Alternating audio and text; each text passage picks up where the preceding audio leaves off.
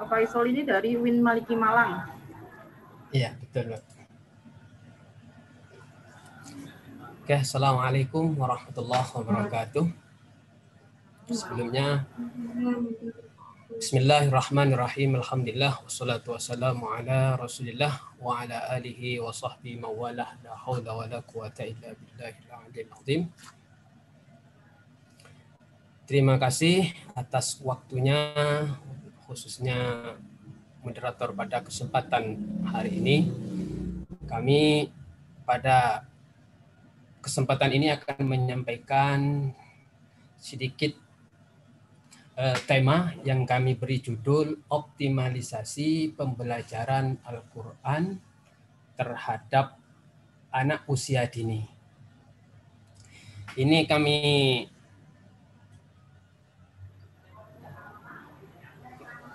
tema ini merupakan salah satu studi kasus ya, yang berada di daerah Karangwidoro, desa terujung atau terpinggir dari Kabupaten Malang yang kami tempati pada saat ini. Ini kami memfokuskan kepada satu RT, 2 RT yang di kawasan RT 27 dan 26 yang bertepatan di area Musola Baitul Muttaqin, Desa Karangwidoro, Kecamatan Kabupaten Malang. Mungkin sebelum saya share dulu materinya.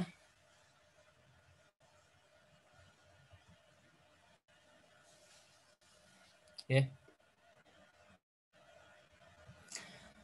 Yang melatar belakangi kami untuk mengangkat tema ini, kami termasuk pendatang di daerah itu, menyangkut dengan pembelajaran pengoptimalan terhadap anak usia dini. Kami lebih fokus kepada pembelajaran Al-Quran yang kami temui di daerah Dusun Doro ini.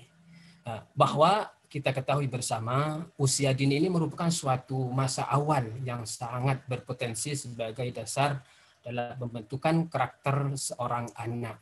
Ini periode yang paling penting dan mendasar dalam masa pertumbuhan serta perkembangan kehidupan manusia. Salah satu yang menjadi ciri khas, menjadi kebanggaan kita selaku orang tua, seorang guru, bahwa anak itu adalah merupakan periode keemasan, yang mana sang anak itu adalah masa-masanya untuk mengeksplor, masa mengidentifikasi. Mereka juga masa yang sangat peka dan juga masa bermain. Yang ini yang perlu kita cermati dengan bijak ya dalam mendidik anak. Begitu juga anak usia dini ini juga memiliki kemampuan cepat dalam menyerap pengetahuan daripada orang dewasa. Perkembangan karakter juga dilandasi sejak anak usia dini, yang telah didapat diajarkan sejak dini akan mempengaruhi, akan berpengaruh terhadap usia selanjutnya pada anak tersebut. Begitu juga anak yang masih usia dini ini karakternya mulai dibentuk dari anak yang masih dini. Oke. Begitu juga lanjut, usia dini ini adalah kesempatan orang tua untuk mengajarkan dan mengarahkan anaknya kepada sesuatu hal yang positif, terutama mengantarkan untuk pengetahuan agama dan pembelajaran Al-Quran makin positif. Nah, pembelajaran pada anak usia dini menjadi landasan awal tercetaknya karakter dan pengetahuan anak di masa yang akan datang, khususnya pada pengetahuan agama.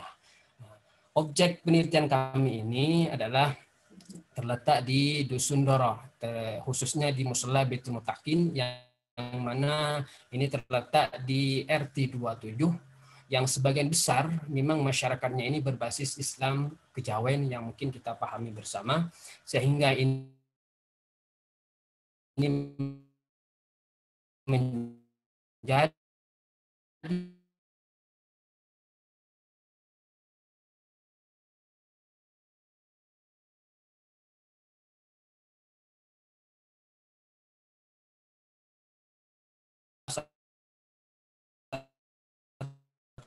faktor penghambat perkembangannya pengetahuan lafaz Allah dan lain sebagainya, dan jenisnya itu sangat asing bagi mereka.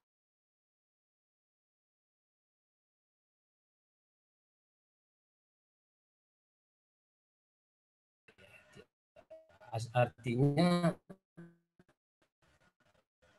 musola ini tidak berjalan dengan semestinya. Bahkan 5 waktu pun jarang kita dengarkan yang namanya suara azan, apalagi sholat berjemaah. Bahkan kita amati beberapa dari masyarakat kami ini yang sudah sepuh terutama memang alirannya berbasis kejawen, jadi dalam pelaksanaan syariat Islam itu sangat minim sekali, dan mereka juga mempunyai landasan dasar yang tersendiri. Ini salah satu yang menjadi latar belakang kami mengangkat tema ini, terutama yang sangat serius terhadap anak usia dini. Dan alhamdulillah sehingga dengan beberapa usaha yang kami laksanakan ada peningkatan yang luar biasa, sehingga tema ini kami fokus kepada usaha yang kami lakukan dalam mengoptimalkan pembelajaran Al-Quran terhadap anak usia dini. Dan yang kedua adalah bagaimana hasil perkembangan daripada pengoptimalisasian pembelajaran Al-Quran tersebut terhadap anak usia dini di Musola Baitul Muttaqin. Oke, lanjut. Kami langsung sampaikan kepada hasil pembelajaran untuk metode ini, termasuk penelitian studi kasus ya, tentunya dengan teknik pengumpulan datanya melalui observasi, wawancara ya, dan dokumentasi. Yang jadi objek pada pembahasan ini adalah kami langsung ke orang tua santri atau masyarakat RT 27 dan juga peserta didik ya. Sehingga dan untuk analisis datanya kami penyajian data, analisis data, kemudian kesimpulan, dan penelitian ini kami anggap sangat singkat sekali. Yang penting adalah hasil yang kita dapat adalah yang ini yang kami maksimalkan. Jadi dari usaha-usaha yang kami dapatkan, yang kami laksanakan di daerah kami ini, di kampung kami ini, untuk mengoptimalkan pembelajaran Al-Quran khususnya, memang sebelumnya sangat minim sekali, bahkan bisa dikatakan tidak ada satupun yang bisa dijadikan patokan atau untuk mendidik, mengkader anak-anak yang usia dini itu untuk belajar atau mengembangkan bakatnya khususnya dalam agama Islam, dan lebih khususnya lagi dalam pembelajaran atau penguasaan pembacaan Al-Quran. Jadi kami pertama kali dalam mengoptimalkan ini, kami dibantu beberapa teman juga ya. Yang pertama kami mengadakan sebagai semacam pengkaderan, namanya pengkaderan remaja-remaja yang ada di sekitar kita. Memang kampung ini termasuk, kalau saya katakan, memang sangat tertinggal dari sisi kependidikannya. Bahkan mayoritas dari sisi pendidikan rata-rata SD itu pun ada 1-2 yang mungkin yang sampai lulus ya. Tapi alhamdulillah putra-putrinya sudah mulai ada yang menginjak SMP, SMA, dan seterusnya. Oke. Kemudian kami adakan kegiatan masyarakat dalam bidang keagamaan seperti sholat fardu berjamaah di musola yang kami tempati ini, pengajian yasinan, tahlilan, istighosah, dan juga perayaan PHB. Ini luar biasa.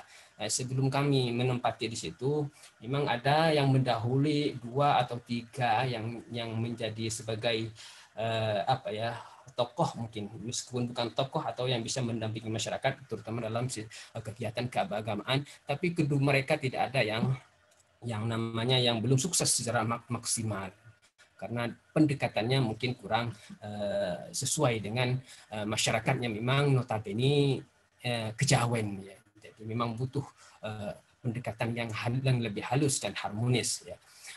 Begitu juga yang kami lakukan adalah adanya kegiatan bimbingan belajar. Ini alhamdulillah dengan adanya seperti ini, kita lebih mudah untuk mengarahkan anak-anak, untuk membentuk karakter mereka, untuk lebih menjadi yang lebih baik, dan juga seringnya interaksi kepada seluruh masyarakat sekitar. Ini yang paling penting ketika kita menghadapi atau terjun di masyarakat khususnya yang memang berbeda dengan budaya kita. Terutama yang memang di masyarakat itu, yang di daerah kami ini memang kental sekali yang namanya kejawen. Jadi kita sering berinteraksi, bahkan kita juga mengikuti perayaan mereka dalam rangka belajarnya. Selanjutnya diadakan program mengaji Al-Quran rutin setiap hari dan dilaksanakan setiap sore. Ini terlaksana alhamdulillah. Begitu juga dengan adanya pengajian Al-Quran secara rutin ini juga terlaksana. Sholat yang berjamaah ini berjalan dengan lancar dan tertib sampai saat ini. Oke. Apa dampak dari yang kami lakukan ini? Pertama, dengan kami yang kita lakukan ini sudah berjalan kurang lebih 3 tahun kami memulai atau mengembangkan kampung ini, khususnya di sisi keagamaannya. Mereka mulai rajin, mulai semangat dalam mengikuti sholat berjamaah, meskipun mungkin sebagian secara besar saya lihat terutama yang sepuh-sepuh karena memang sulit untuk bisa melafalkan, membaca Al-Quran, bahkan Fatihah pun ya. Jadi mereka tetap mengikuti sholat ya, alhamdulillah. Dan juga mereka menjadi disiplin dalam mengikuti kegiatan mengaji Al-Quran ini, khusus bagi yang anak-anak yang usia dini. Kemudian dari usaha yang kami lakukan, waktunya bisa dipersingkat. Oh ya, ini sudah selesai Bu ya. Para wali santri ikut serta dalam memotivasi anak-anaknya. Ini yang paling penting ya. Terus meningkatnya kemampuan peserta didik dalam membaca Al-Qur'an. Mereka juga semangat dalam menghafal surat-surat pendek yang mana mereka juga mampu menulis huruf Arab, mereka juga memiliki kepribadian yang berakhlak yang baik. Ya, ini mungkin usaha-usaha yang bisa kami sampaikan pada kesempatan kali ini. Mungkin nanti bisa dilanjut dengan sesi tanya jawab, karena memang tema kami inilah tema studi kasus ya, memang ini yang pasti kita hadapi di suatu tempat atau di suatu daerah. Oke. Saya kira ini yang bisa kami sampaikan karena memang waktu yang terbatas. Terima kasih dan mohon maaf atas kekurangannya. Wa'alaikum minkum. Assalamualaikum warahmatullahi wabarakatuh. Waalaikumsalam warahmatullahi wabarakatuh. Terima kasih atas pemaparan dari Bapak Faisal. Saya memberikan kesempatan kepada Bapak Ibu presenter lain dan juga peserta yang ingin menambahkan atau bertanya. Mungkin satu pertanyaan saja. Monggo dipersilakan.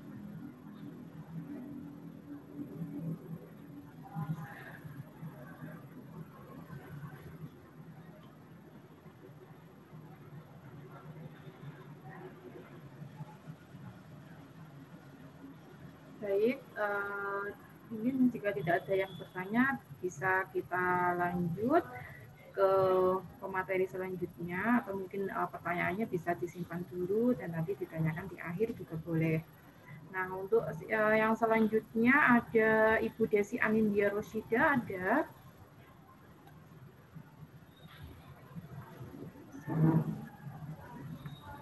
Sepertinya tidak ada.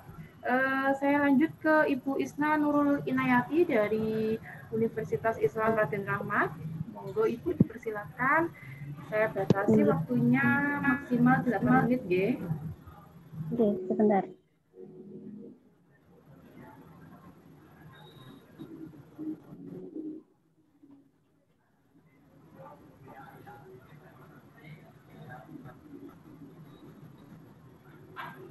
Aduh.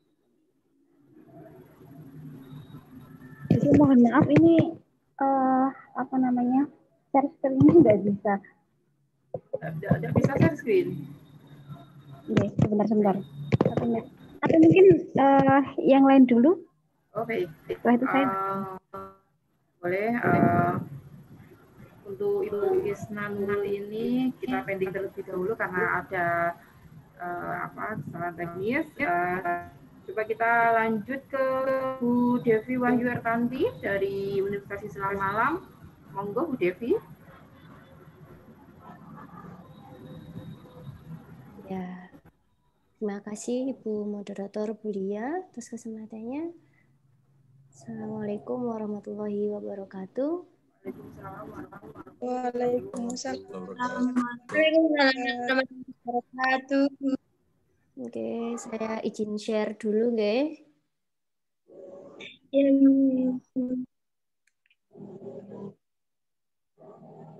Oke, sebentar. Tunggu.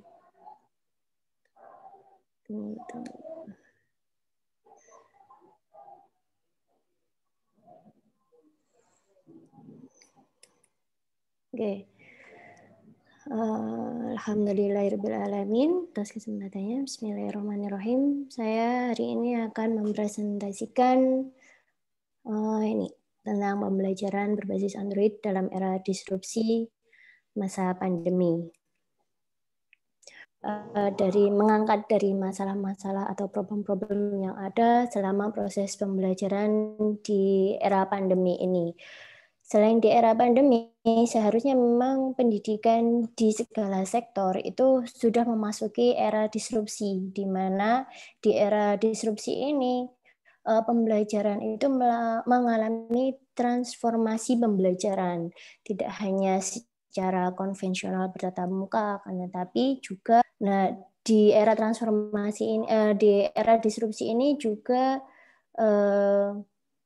harus didukung dengan SDM yang memadai, baik dari guru dan juga harus didukung dengan fasilitas-fasilitas yang ada, seperti halnya perangkat pembelajarannya, media pembelajarannya. Kemudian jika memasuki era pandemi ini, semua harus terbatas dengan ditetapkan physical distancing, sehingga di sini yang berperan adalah aplikasi yang mendukung bagi siswa, di mana aplikasi ini adalah sebagai alat yang menjembatani antara guru sebagai penyampai dan juga bagi siswa sebagai penerima, sebagai proses pembelajaran itu.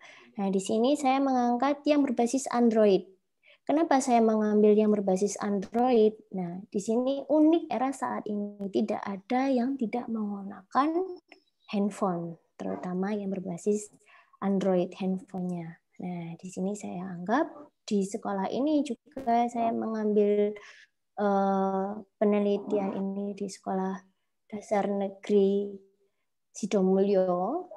Nah, di sini sekolahnya sudah daring, di mana guru dan murid juga menggunakan aplikasi yang berbasis Android, menerapkan aplikasi yang berbasis Android yang sudah dilaunchingkan oleh kementerian, yaitu Rumah Belajar.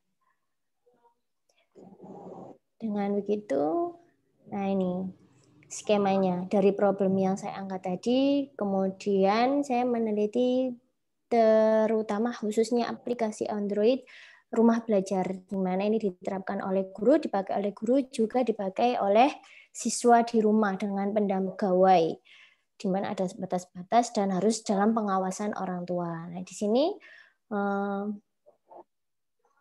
ini saya ingin mencari motivasi belajar yang muncul dengan menggunakan aplikasi ini. Kemudian pembelajaran ini efektif atau tidak, kemudian pembelajaran ini menyenangkan atau tidak.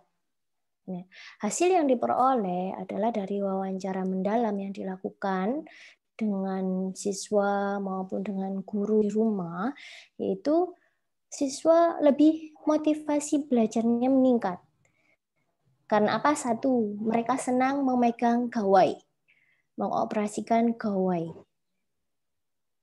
Kemudian yang kedua, dengan bimbingan orang tua, anak-anak diarahkan untuk hanya fokus pada rumah belajar, di mana konten-konten rumah belajar itu menurut orang tua menarik untuk dilakukan oleh guru. Jadi guru di sini hanya sebagai fasilitator, di mana guru itu memberikan arahan bahwa pertemuan pertama ini yang dipelajari, pertemuan kedua ini yang dipelajari, seperti itu. Kemudian pembelajaran ini cukup efektif, di mana dalam aplikasi Android ini ada banyak istilahnya permainan edu game, kemudian ada soal-soal latihan sesuai dengan kelas, dan ada video-video yang menyenangkan dalam memahami proses pembelajaran itu. Dan di sini siswa menyatakan belajar itu menyenangkan dengan menggunakan rumah belajar, tidak membosankan, tidak hanya melihat LKS atau tidak hanya membaca buku cetak atau yang lain-lain, tetapi dia cukup mendengarkan video-video, animasi-animasi yang mana itu menyenangkan bagi siswa, dan juga mereka bisa belajar di mana saja dan kapan saja yang dia inginkan gitu.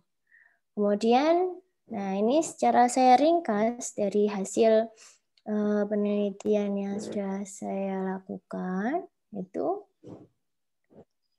Di sini aplikasi yang disenangi itu di antara lain adanya sumber belajar. Nah, dalam aplikasi mana menurut mereka itu fiturnya yang menyajikan materi ajar bagi siswa dan guru ini berdasarkan kurikulum dan itu menyenangkan secara terstruktural dengan tampilan yang menarik dan dalam bentuk gambar, video, animasi, simulasi, evaluasi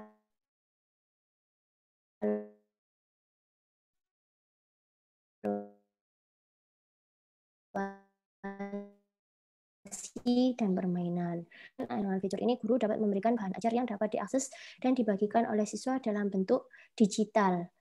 Nah, dengan bentuk digital ini, siswa dapat belajar di mana saja dan kapan saja mereka inginkan. Jadi, dengan kelas maya ini, mereka bisa berulang mempelajari video itu. Kemudian bank soal, fitur kumpulan soal dan materi evaluasi siswa dikelompokkan berdasarkan topik ajar. Tersedia juga berbagai akses soal latihan, ulangan, dan ujian.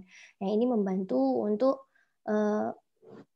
kemampuan kognitif siswa. Kemudian ada laboratorium maya. Fitur ini adalah sebuah fitur di mana simulasi praktikum laboratorium disajikan secara interaktif dan menarik, dikemas bersama lembar kerja siswa dan teori praktikum. Kemudian fitur pendukung yang ada dalam Android Rumah Belajar ini juga ada peta budaya.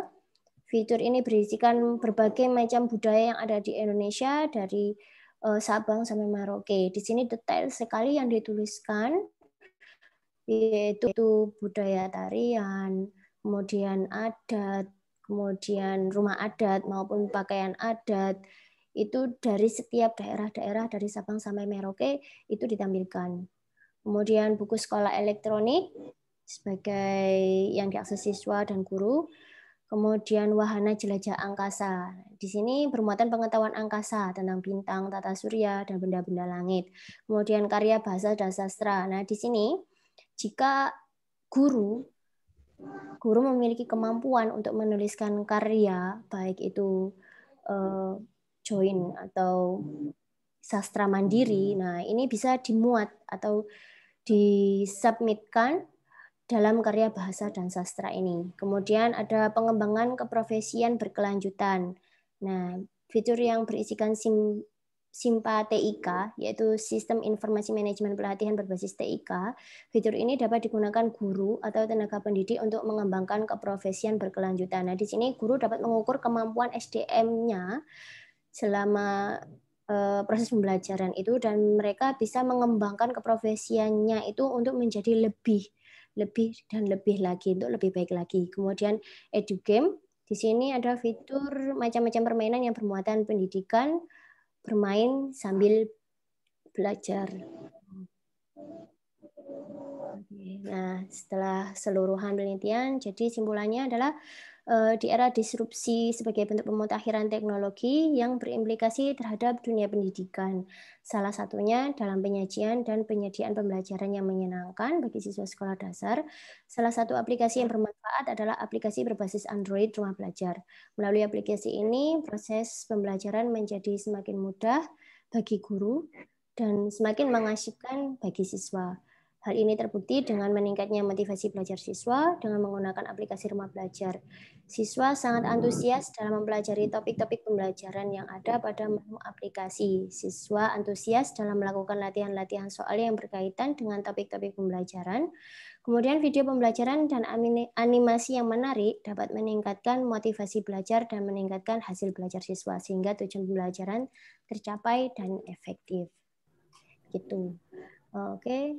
Presentasi dari saya. Sekian, saya kembalikan kepada Ibu Moderator. Silakan. Baik, terima kasih Bu Devi atas pemaparan dari tulisannya. Monggo silakan Bapak Ibu yang ingin menambahkan apa bertanya, dipersilakan.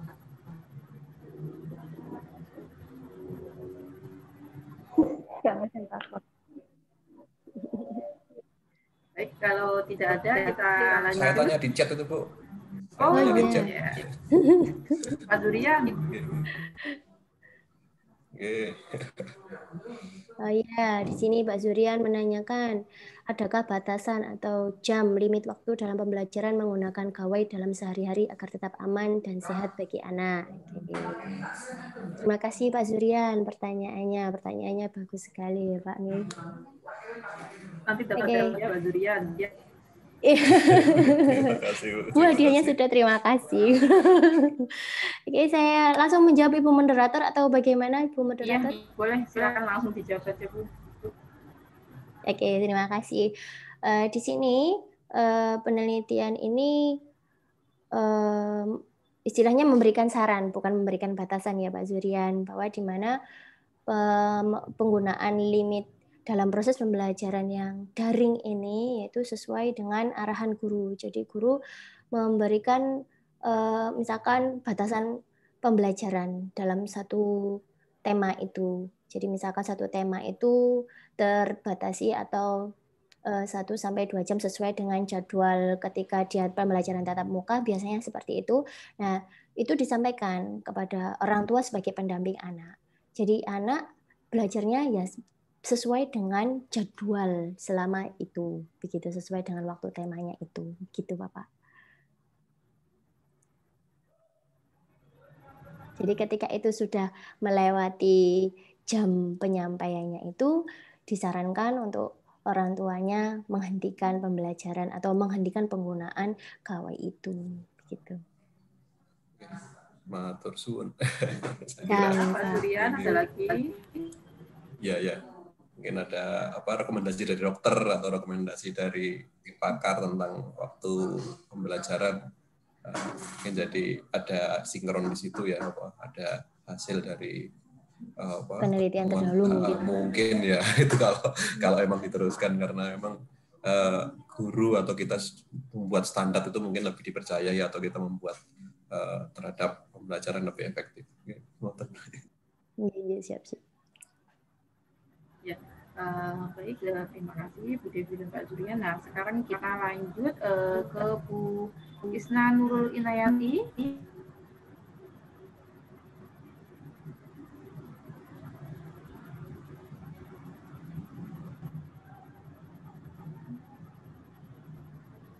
Oke, sebentar. Sudah share screen saya. Ya, tapi materinya belum. Nambah. Sebentar.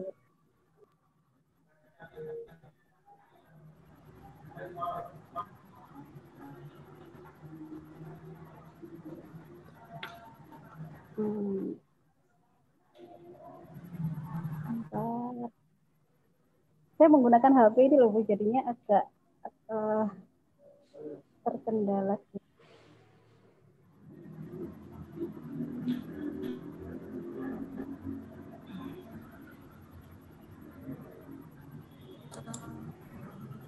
Atau PPT-nya bisa dikirim di chat, nanti kita tayangkan. Oh iya, bisa. Ini.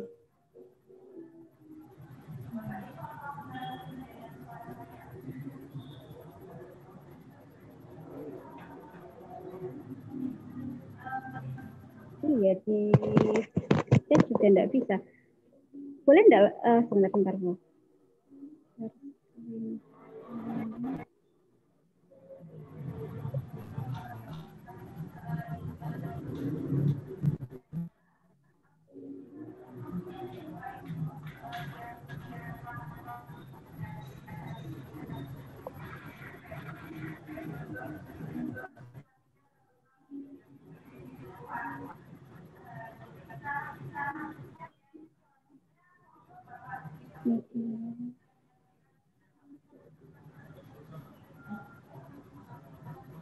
Sebentar Bu.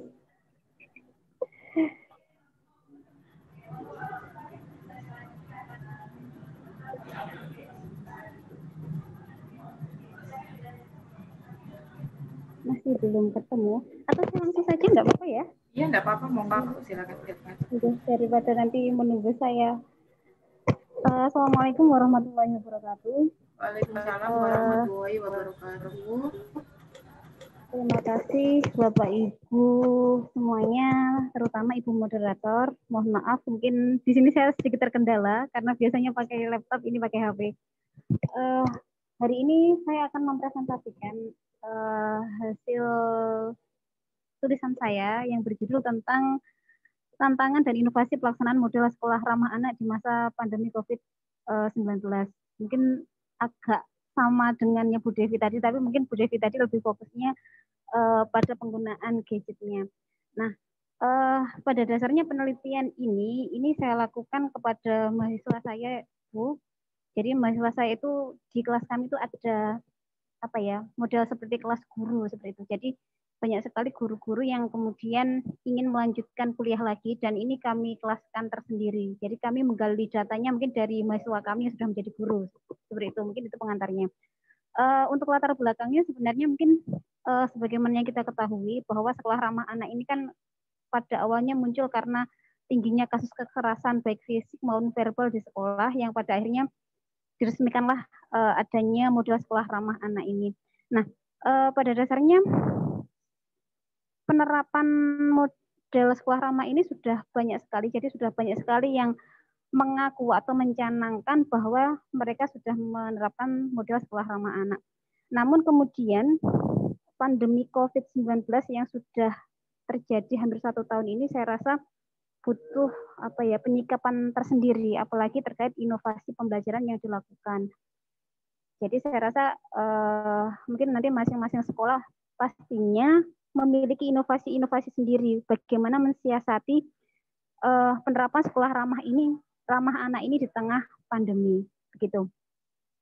Nah, tujuan penelitiannya yang pertama saya ingin memetakan pelaksanaan dan kendala yang dialami guru di masa pandemi ini. Kemudian saya ingin menganalisis temuan terkait inovasi pelaksanaan sekolah ramah anak dan yang terakhir saya ingin memberikan rekomendasi itu.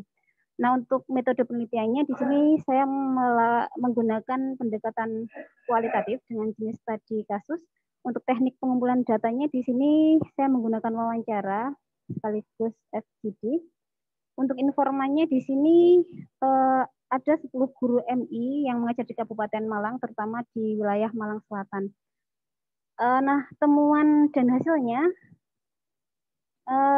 di sini inovasi yang dilakukan guru itu sebenarnya sangat banyak, Bu. Jadi saya mengelompokkannya menjadi 4 poin besar. Yang pertama terkait kompleksitas materi pembelajaran, kemudian pemilihan metode pembelajaran secara daring, kemudian penilaian pembelajaran yang dilakukan, dan yang terakhir adalah penanaman karakter. Kenapa saya mengelompokkan menjadi 4 hal ini? Karena saya rasa memang yang nampak dari hasil temuan saya itu di 4 poin ini. Nah, terutama pertama terkait kompleksitas materi pembelajaran. Mungkin kita sudah tahu sebenarnya sekolah ramah anak ini terkait materi pembelajaran itu ada 4 indikator materi. Yang pertama mungkin tidak bias gender, kemudian adanya penghormatan kepada sesama peserta didik, non diskriminatif, memberikan gambaran yang adil. Nah, ini indikator-indikator yang materi yang harusnya disajikan di sekolah ramah anak. Nah, kemudian ketika disandingkan dengan kondisi pandemi ini, kemudian inovasi yang dilakukan guru itu adalah penyederhanaan materi pembelajaran. Jadi penyederhanaan materi pembelajaran, memberikan materi yang ringkas, kemudian lebih mudah dipahami dan berbobot.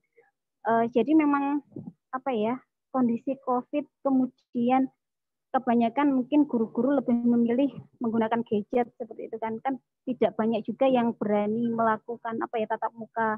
Nah, kalau di daerah ini sebenarnya variatif, ada juga yang melakukan tatap muka, tapi yang saya sorot ini mungkin yang masih menggunakan gadget seperti itu. Jadi menggunakan gadget itu kan otomatis apa ya, tingkat kejenuhannya semakin meningkat gitu loh. Otomatis guru harus lebih bisa menyederhanakan materi agar lebih mudah dipahami. Selanjutnya terkait pemilihan metode dan media pembelajaran daring. Nah, di sini guru memilih aplikasi media pembelajaran yang mudah digunakan. Jadi karena yang saya teliti itu ada guru-guru yang di daerah, biasanya media-media yang digunakan ya media-media yang berbasis media sosial, seperti mungkin WA atau mungkin ada yang menggunakan Google Classroom, ada yang mungkin sebagian menggunakan Zoom, sangat variatif sekali. Tapi kebanyakan di sini masih menggunakan WA sebagai media pembelajaran. Nah, kemudian terkait metodenya, inovasi yang dilakukan itu menggunakan ini metode project based learning. Jadi pembelajaran berbasis proyek. Nah, ini kemudian yang saya rasa mungkin sudah biasa sih sebenarnya terkait project based learning ini, tapi saya rasa ini inovatif sekali karena yang melakukan adalah guru-guru yang di daerah yang mungkin awalnya ketika sekolah itu modelnya model luring, mungkin kerjasama antar orang tua dengan siswa itu sangat terbatas. Tapi karena daring ini kan memacu guru dan orang tua siswa, bagaimana bisa kemudian mereka menyelesaikan proyek-proyek yang diberikan guru seperti itu. Nah, yang terakhir ada blended learning. Jadi karena mungkin di daerah ini yang terjangkit COVID itu masih rendah, jadinya ada beberapa sekolah yang kemudian melaksanakan tatap muka mungkin sekali seminggu seperti itu aja. Nah, ini juga saya rasa sebagai inovasi juga, meskipun tetap dengan standar protokol kesehatan yang diterapkan oleh pemerintah. Kemudian terkait penilaian pembelajaran, di sini guru lebih mengedepankan penilaian proses daripada penilaian hasil. Jadi kalau mungkin biasanya mereka lebih pada hasil, yang untuk kondisi ini inovasi yang dilakukan itu mengedepankan penilaian prosesnya. Jadi proses pembelajarannya seperti apa, hasil-hasil tugas-tugas yang kemudian dikumpulkan dari step ke stepnya, kemudian keaktifan mereka itu yang kemudian menjadi penilaian inti pada masa ini. Selanjutnya untuk aspek penilaian di sini guru juga menggunakan aplikasi penilaian yang mudah digunakan seperti mungkin Google Form. Mungkin ini juga bagi mereka ini hal baru karena kalau di MI itu kan saya rasa di daerah sangat jarang dulunya sebelum COVID ini menggunakan Google Form. Nah, ini kan sangat mudah, saya rasa semua orang juga bisa akses. Kemudian yang terakhir senantiasa memberikan umpan balik setelah siswa melakukan atau mengumpulkan tugasnya. Nah, ini yang kemudian menurut saya sangat penting sekali. Nah, mungkin ketika pembelajarannya bersifat luring sebelum COVID ini, umpan balik itu kan biasanya diberikan secara umum, biasanya seperti itu. Tapi karena ini modenya adalah mode daring, otomatis guru memberikan umpan baliknya itu per person gitu loh. Ini saya rasa sangat bagus sekali untuk diterapkan. Jadi kan sebuah penghargaan lah. Oh, bahwa tugas saya itu seperti ini, menurut guru saya penilaiannya seperti ini. Ini saya rasa membantu memotivasi siswa juga dalam pelaksanaan pembelajaran selanjutnya. Nah, kesimpulannya adalah, jadi seperti yang saya paparkan tadi, bahwa kondisi pandemi ini sebenarnya sama sekali tidak membatasi kita dalam menerapkan modul sekolah ramah anak, terutama dalam aspek kurikulum atau pembelajarannya.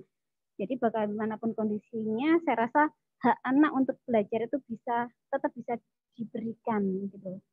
Jadi saya rasa istilah seperti daring is boring, daring itu membosankan itu menjadi tidak ada ketika mungkin guru-guru yang di daerah tadi melakukan hal-hal yang seperti saya sebutkan tadi. Kemudian yang terakhir adalah penerapan model sekolah ramah anak di madrasah itu bisa dilakukan menjadi dari beberapa aspek seperti tadi yang sudah saya paparkan, yaitu penyederhanaan materi, mungkin bisa penilaian, dan yang terakhir adalah mengedepankan penilaian berbasis proses daripada hasil. Mungkin itu Bu, sudah selesai yang saya presentasikan. Terima kasih, mohon maaf atas segala kekurangan. Assalamualaikum warahmatullahi wabarakatuh. Bu Isma Inayati atas pemaparan tulisannya. Monggo Bapak Ibu jika ada yang ingin menambahkan atau bertanya, silakan.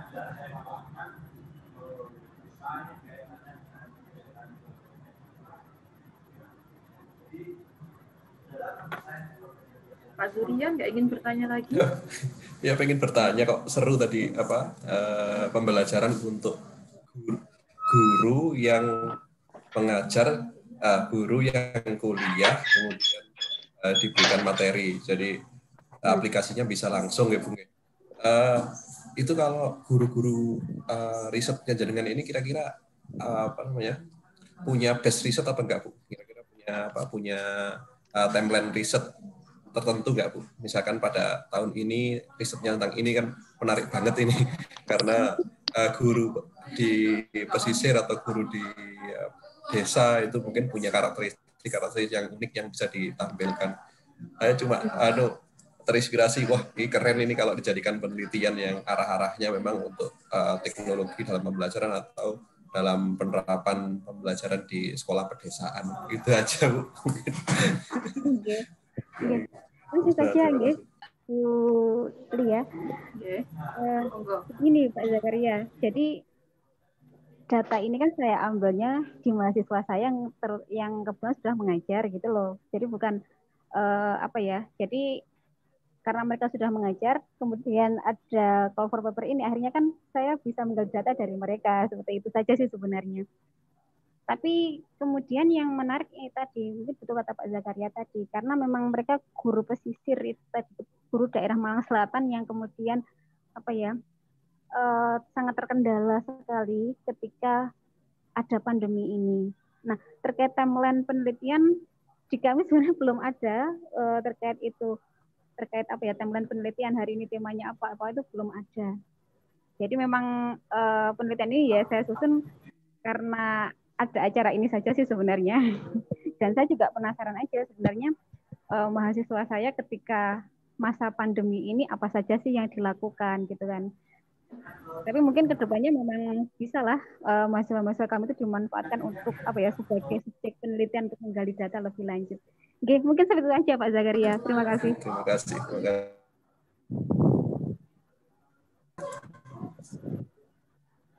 Baik, terima kasih Bu Isna dan Pak Zurian. Ini sepertinya nanti bakal Pak Zurian terus ini. Baik, yang selanjutnya kita lanjut. Ini sudah waktunya Pak Zurian ini untuk mempresentasikan papernya. Monggo dipersilakan Pak Zurian.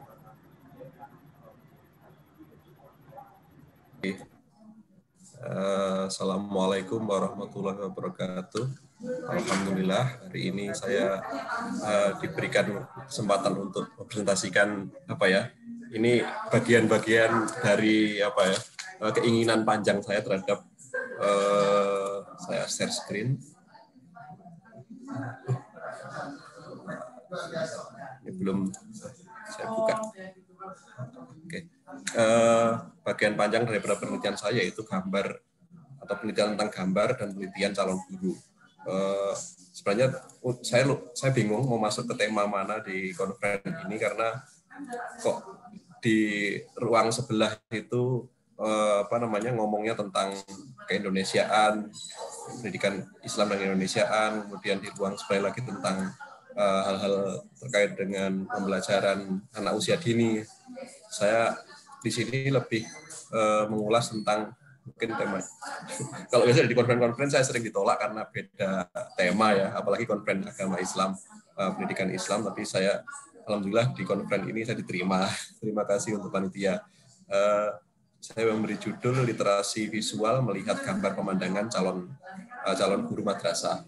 Ini penelitian ini sebenarnya diawali dengan penelitian sebelumnya yaitu visualisasi melihat gambar anak, di mana gambar anak itu saya sudah konferensikan di Aceh beberapa tahun yang lalu, dan ini saya lanjutkan.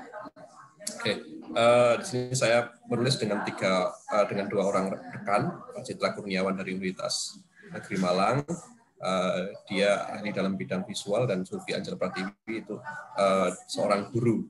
Jadi kami melakukan penelitian ini. Oke. Alasan penelitian kami itu adalah calon guru saat ini adalah expert visual. Seluruh orang di zaman ini, atau anak-anak dewasa, calon guru maupun yang lain, itu expert visual semua. Mereka lebih suka meme, Instagram, dan lain-lain yang bersifat grafis daripada teks. Ini dua penelitian saya sebelumnya ini. Dan ukuran standar prestasi ini yang mengkhawatirkan ya, karena di ukuran standar prestasi belajar itu masih dalam hal verbal dan prestasi mencerminkan kemampuan linguistik matematis. Belum ada yang membahas tentang kemampuan visual, sehingga kita membutuhkan ada ukuran kemampuan visual yang akan bisa membahas dari kemampuan multiple intelligence atau yang dikatakan kemampuan berlapis oleh seseorang itu bisa kita dapatkan. Karya-karya ini terinspirasi besar. Karya-karya ini terinspirasi besar oleh penelitian dari Tracy Bowen dan Evan Mills. Dia menelitinya tentang apa yang kamu gambarkan tentang pengetahuan. Ini di visual communication tahun 2018. Jadi dari sini saya ini kalau saya stop screen ya, saya punya data segini banyak. Jadi ini data saya segini. Ini ada data saya yang saya gunakan. Terinspirasi untuk membuat eksperimen atau survei terkait dengan gambar. Okay. Metode saya ini menggunakan kajian literatur dan survei pada 148 mahasiswa pendidikan guru madrasah ibtidaiyah Universitas Islam Malang. Jadi judulnya calon guru madrasah, itu maksudnya adalah calon guru madrasah ibtidaiyah. Jumlah calon guru yang terlibat berulangan dilakukan pada bulan Februari hingga Maret 2019 sebelum pandemi ya. Jadi survei dilakukan dengan cara memberikan lembar kerja berupa kertas kosong berukuran A4 pada mahasiswa. Instruksi yang saya berikan adalah gambarkan pemandangan di sekitar Anda.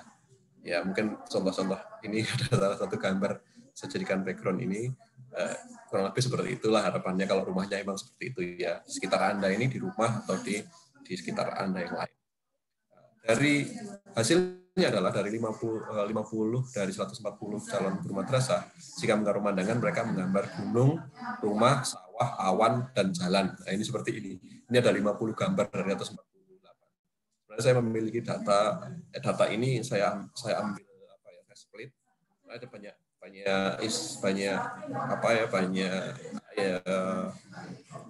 segmen dari responden yang saya tapi saya split dari guru madrasah saja seperti ini. Berbeda dengan gambar anak, gambar apa, tetapi mereka punya kemiripan ya. Ini mahasiswa loh, ini gambar mahasiswa. Kemudian saya bahas sedikit tentang ini, pembahasannya hanya satu slide saja ya, karena sebenarnya pembahasannya bisa sangat panjang. Hasilnya seperti ini. Ternyata ada penyebab yaitu latar belakang pendidikan terdapat kurangnya referensi visual yang dimiliki. Dari sini referensi visual ini mengandung arti termasuk referensi menggambar, referensi menciptakan karya visual. Sehingga kita butuh ukuran kemampuan visual. Diharapkan mahasiswa calon guru memiliki referensi menggambar yang lebih variatif. Ini maksudnya mereka nanti kan jadi guru. Ketika kemampuan visualnya lemah, maka juga akan berakibat pada ketika mereka membuat visual dengan coretan itu akan mengulang-ulang hal seperti ini. Saya tidak meneliti tentang menggambar menggunakan digital atau copy paste atau yang lain, mungkin lebih variatif. Tapi untuk coretan seperti ini. Oke, mantul suwun dari saya. Terima kasih. Singkat saja. Wassalamualaikum warahmatullahi wabarakatuh.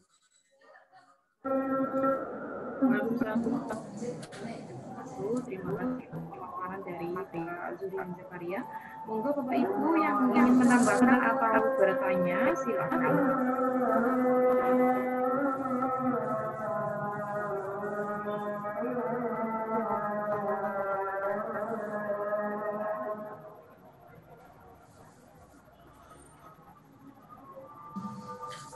Bapak Zurian mau bertanya ke dirinya sendiri, monggo.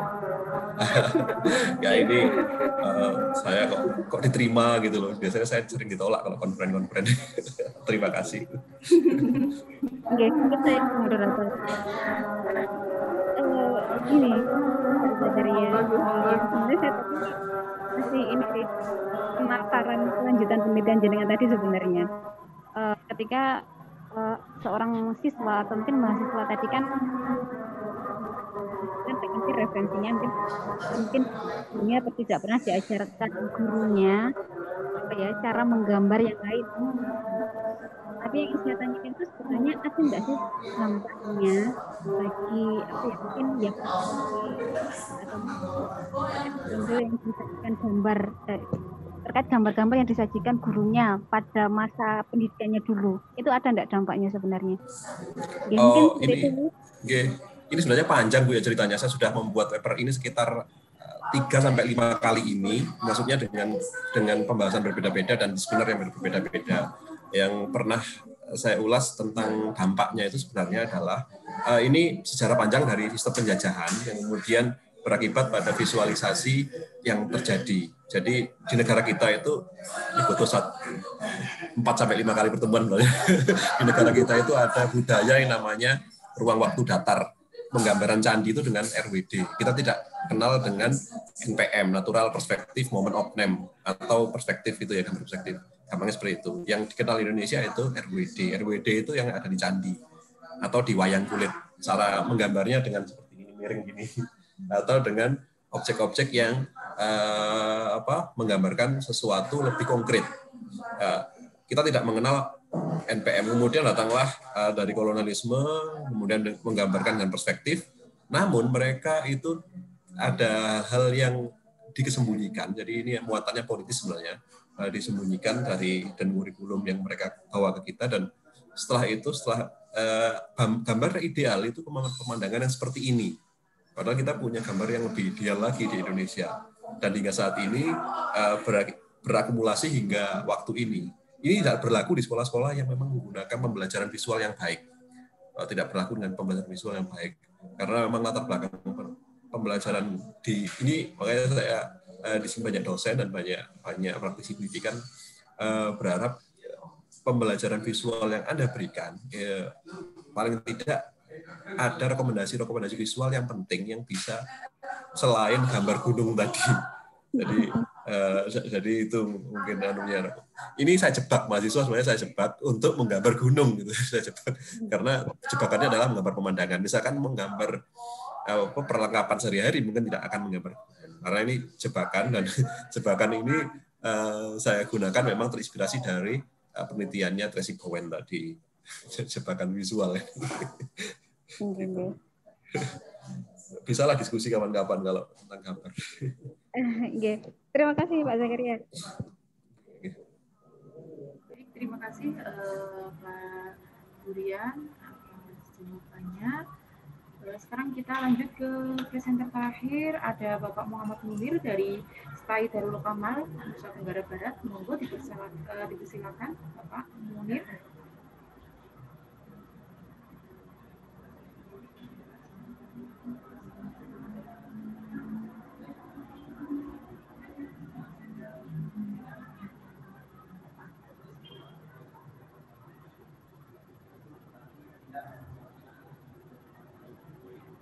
Bapak Muhammad Munir.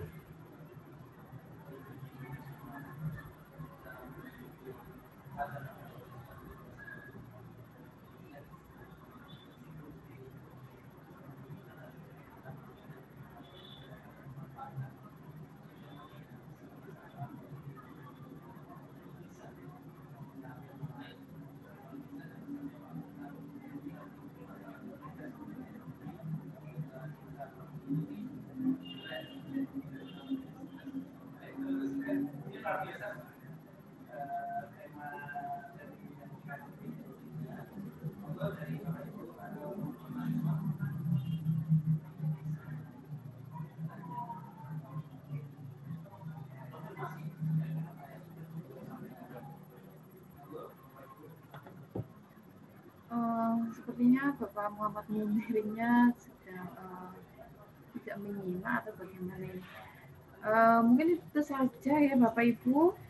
Di sini saya coba menyimpulkan dari pemaparan paper Bapak Ibu presenter bahwa dalam pembelajaran ramah anak ini memang begitu penting untuk diaplikasikan, karena apa? Karena di sini potensi anak ini dapat dioptimalkan. Kemudian banyak inovasi yang bisa diciptakan guru dalam mengembangkan pembelajaran ramah anak itu. Misalkan tadi ada melalui aplikasi di Android, kemudian inovasi lain berupa penyederhanaan materi, kemudian home visit sampai ke literasi visual.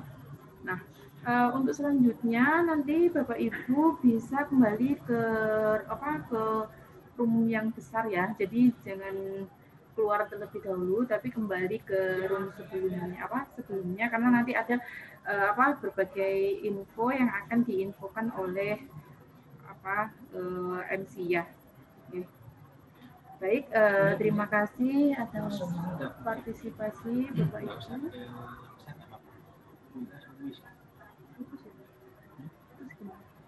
Mohon maaf sebentar Bapak Ibu. Diumumkan aja yang belum berkabar, ketika daftar.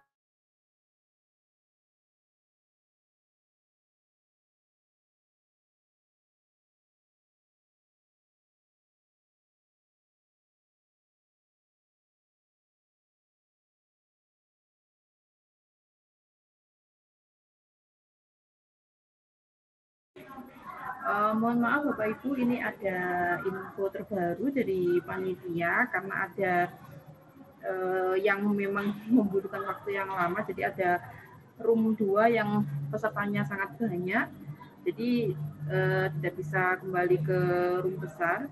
Jadi habis ini mungkin Bapak Ibu sudah bisa keluar.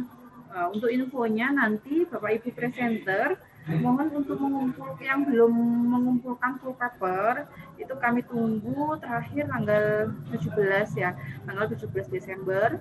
Kemudian nanti terkait perkembangan papernya ini nanti bisa dilihat di rumah OCS-nya. Nanti notifnya akan masuk ke email Bapak Ibu. Nanti misalkan Bapak Ibu butuh untuk revisi dan yang lainnya bisa melalui OCS. Kalau mungkin nanti ada kesulitan bisa menghubungi kami panitia. Kemudian jangan lupa Bapak Ibu untuk mengisi link yang sudah tadi sudah disebarkan oleh panitia. Nah, khusus untuk presenter ini nanti akan mendapatkan sertifikat presenter apabila Bapak Ibu memang mempresentasikan dan juga mengirimkan full papernya. Nah, kalau misalkan cuma mengirimkan full paper tanpa presentasi, otomatis tidak mendapatkan sertifikat sebagai presenter, tapi sebagai peserta saja. Gitu. Mungkin ada yang ditanyakan, silakan. Oke, saya Bu Isna. Ya. Oke, begini Bu, saya kemarin kebetulan saya mau submit full papernya tapi tidak bisa. Jadi sudah lewat OJS. Nah, di menu profil itu kan ada 3 menu kan, ada reader, ada author sama reviewer kalau tidak salah gitu. Ya. Nah, tapi di menu saya itu tidak, cuma ada 2. Jadi hanya ada reviewer sama reader gitu. Jadi tidak bisa submit. Ya. Ini keberibun. Ya. Jadi kemarin jadi ini karena sistem Bu. Jadi di OCS itu kalau misalkan kita sudah men-setting OCS-nya itu terakhir tanggal berapa ya sudah, berarti sudah tidak bisa diotak-atik lagi. Jadi saran saya nanti Bu Isna bisa mengirimkan emailnya nanti kita buatkan akun. Nah, setelah itu nanti kita yang buatkan akun itu bisa nanti saya kirim username sama passwordnya. Oke. Terima kasih. Baik, ada lagi?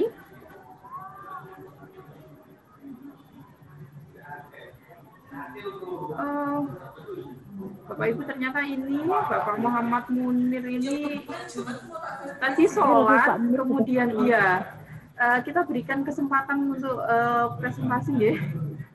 Mohon maaf. Bapak Munir.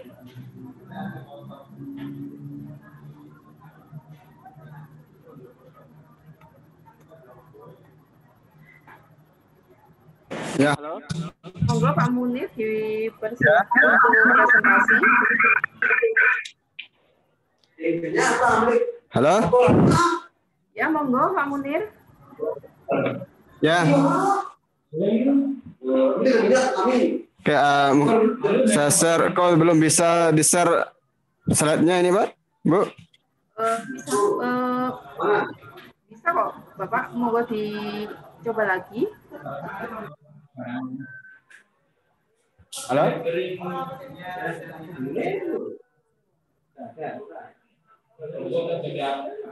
Yang ini, Bu. Sebentar.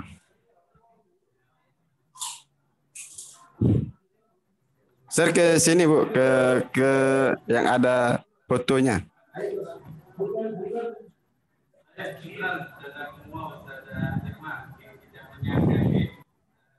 Halo? Monggo Pak, apa bisa share screen atau misalkan kalau kesulitan bisa dikirimkan di chat, nanti saya share screen-kan.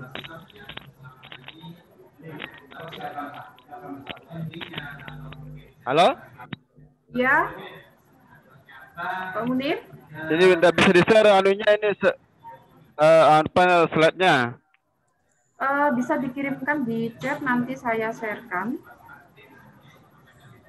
Oh gitu. Ya, sebentar ya.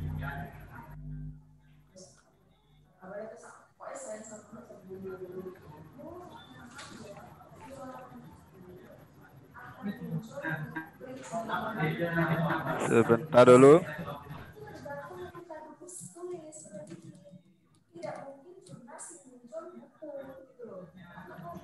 Sudah saya share di chat itu.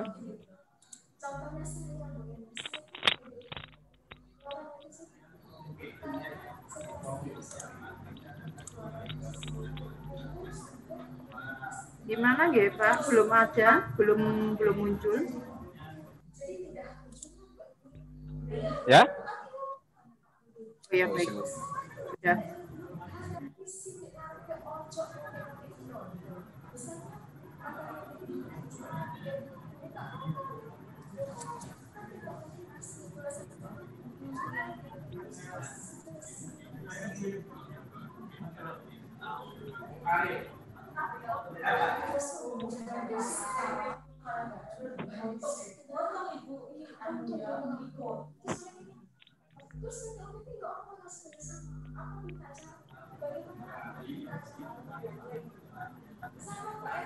Sudah, Bu? Udah Ya, saya sudah. kirimkan ini slide-nya. Sebentar, ini masih proses.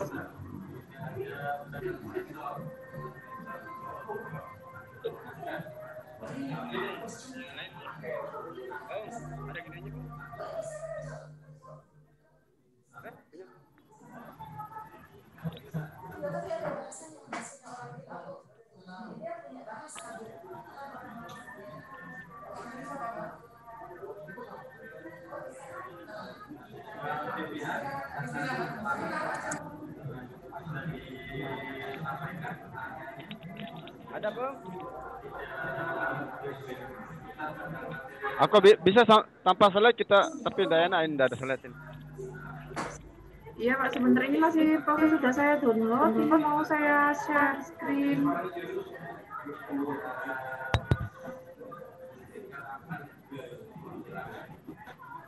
Halo? Iya, sebentar Bapak. Oh iya.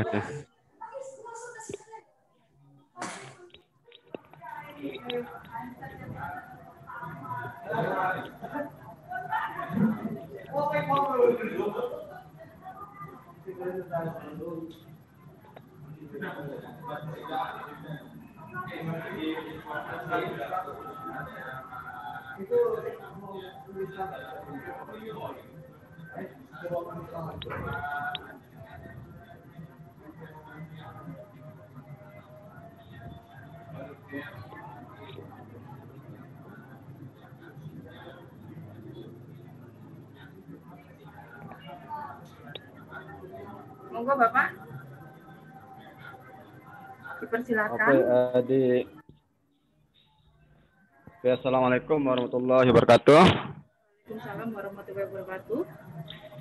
Ya, sebelumnya saya mohon maaf tadi saya meninggalkan sholat tadi karena udah mau jam 1 di sini di bagian tengah.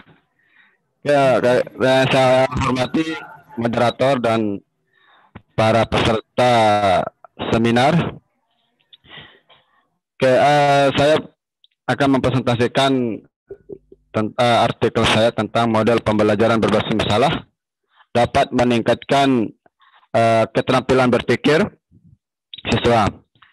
Mungkin bisa dilanjut, Bu, slide-nya. Oke, di sini saya mengawali dulu dari strategi pembelajaran, di mana strategi pembelajaran itu merupakan suatu kegiatan pembelajaran yang harus dikerjakan oleh guru dan peserta didik agar tujuan pembelajaran dapat tercapai secara efektif dan efisien. Ini strategi pembelajaran. Silakan bisa dilanjut slide-nya. Oke, karena pembelajaran ini adalah harus kita laksanakan dan tujuan adalah agar tercapainya pembelajaran. Jadi agar tercapai suatu pembelajaran itu maka harus ada istilahnya masalah. Masalah dalam pembelajaran kita di sini ya tentu terkait dengan materi-materi yang ada, yang kita pelajari, yang kita ajarkan kepada siswa. Silakan dilanjut, Bu. Nah, masalah-masalah itu memang harus terkait dengan materi-materi yang diajarkan oleh siswa. Apa tujuannya adalah tujuan untuk diberikan masalah kepada siswa itu adalah untuk melatih keterampilan berpikir siswa dalam menyelesaikan suatu masalah. Jadi tanpa ada masalah maka siswa itu untuk berpikir, untuk melaksanakan sesuatu kegiatan maka dia akan susah untuk dilaksanakan, kecuali kita harus memberi dia istilahnya masalah atau suatu hal yang bisa mengembangkan keterampilan berpikir seperti itu.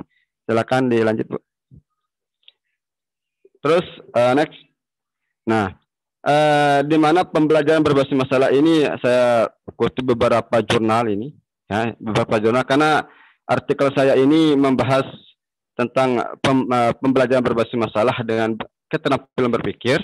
Jadi metode saya gunakan adalah lebih mengarah ke seperti library riset, tapi saya mengacu ke literasi. Jadi beberapa artikel atau jurnal-jurnal itu yang saya baca, jadi bisa saya ambil kesimpulan bahwa pembelajaran berbasis masalah itu ya dia bisa membuat anak-anak atau siswa itu untuk berpikir, untuk memecahkan masalah melalui berpikir itu. Jadi berpikir itulah merupakan suatu keterampilannya dalam menyelesaikan suatu masalah. Jadi ada empat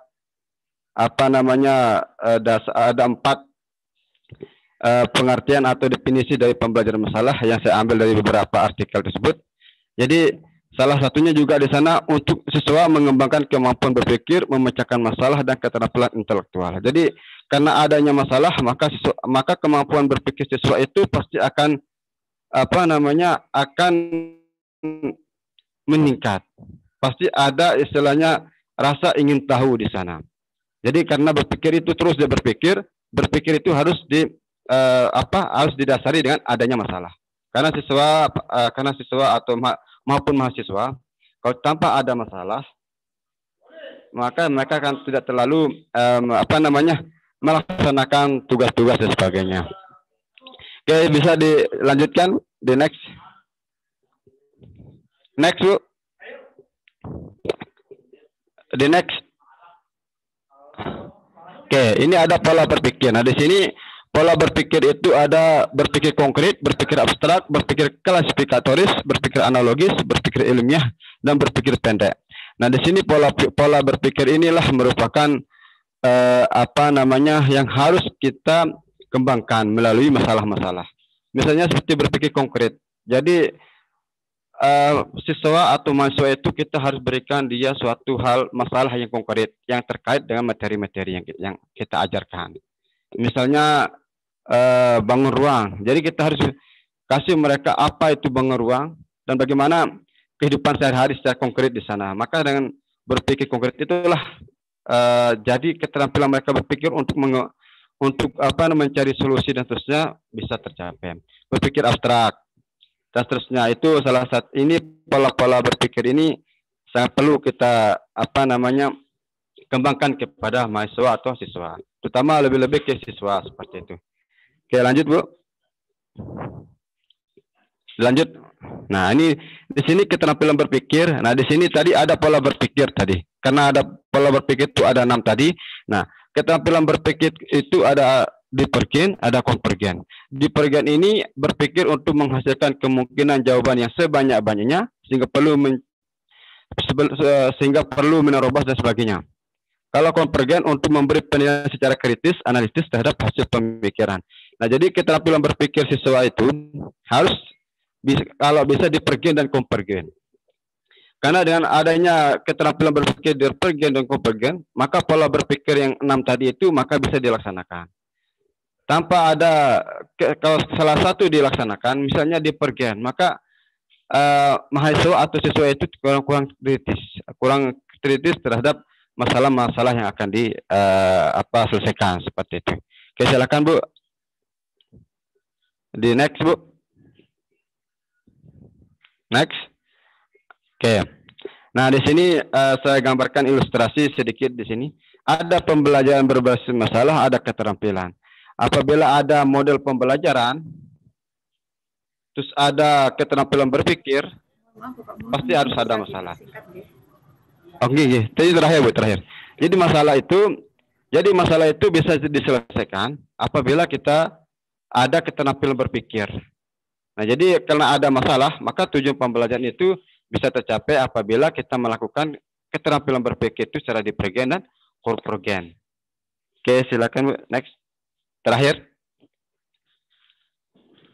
Next Bu. Oke, mungkin itu saja ya yang perlu saya sampaikan. Sekian, assalamualaikum warahmatullahi wabarakatuh. Waalaikumsalam warahmatullahi wabarakatuh. Terima kasih atas pemaparan Bapak Muhammad Munir. Monggo Bapak Ibu dipersilakan jika ada yang menambahkan atau ingin bertanya.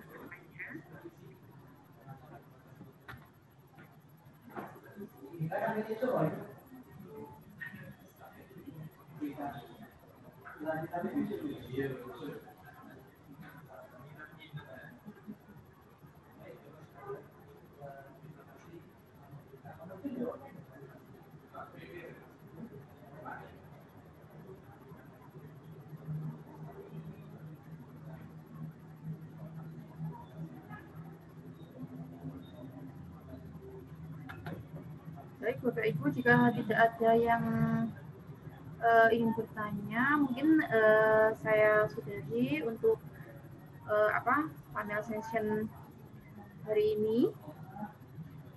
Dan jangan lupa Bapak Ibu yang belum mengirimkan full papernya, kami tunggu sampai tanggal 17 Desember. Kemudian nanti yang belum bisa membuat akun di rumah OCS-nya bisa menghubungi panitia biar nanti kami buatkan akunnya terlebih dahulu dan nanti Bapak Ibu bisa langsung submit full papernya. Baik, terima kasih.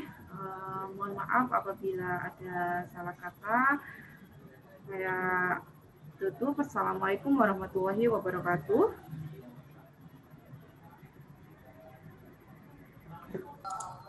Waalaikumsalam warahmatullahi wabarakatuh. Terima kasih Pak Surya, terima kasih Bu Isna. Terima kasih Pak Munir, Pak Faisal. Mau tanya-tanya tapi Bu Devi. terbatas waktunya. Gini.